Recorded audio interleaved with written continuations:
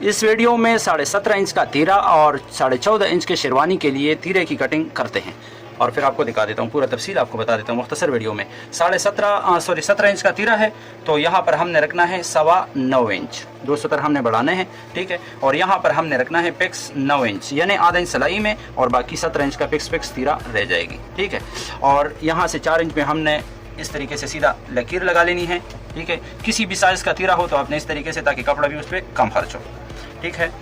और इसके बाद इसमें शेरवानी हो, कॉलर हो, उसका साइज़ आपने मालूम कर लेना है। इसमें है 14 इंच का तो 14 इंच, इसमें है 14.5 इंच का। 14 और 14.5 के लिए यहाँ से आपने कटिंग करना है 3.25 इंच, यहाँ से 3.25 इंच, और यहाँ पर आपने करना होगा 5 इंच और 1 सतर, ठीक है।